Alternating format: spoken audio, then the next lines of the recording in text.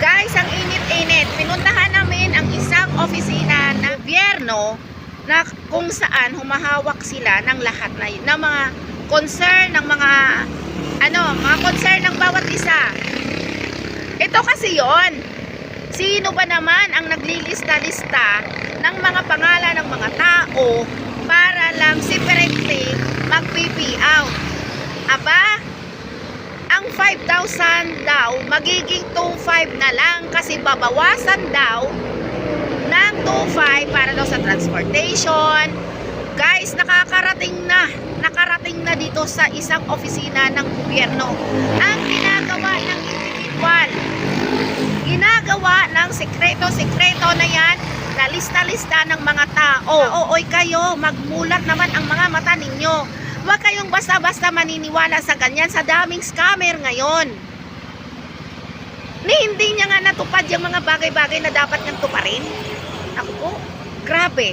Kung ano-ano mga sinasabi ng mga kapitbahay, na kung sino man, na wala naman sa authority yan.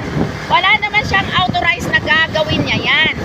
Ginagamit niya lang ang inyong pangalan, inyong ID, para ma-claim yung mga bagay na yan. Nako, magmulat na kayo ng mata ninyo. Antayin nyo naman sa tama. Ito pa, pagdating sa ayuda, ang bilis nyo. Sobra na. Nakakahiya. Ilalagay laang sa kahihiyan nang dadamay pa ng inosente. Para sa kaalaman ninyo guys,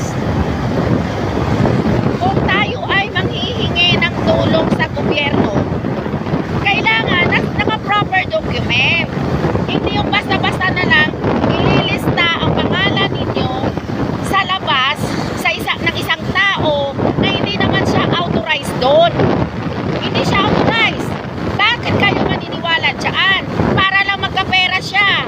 Sasabihin niya 5,000 ang matatanggap ninyo, pero ang 2,500 sa inyo, ang 2,500 sa kanya. Ilan ba sila? 2 tao yon?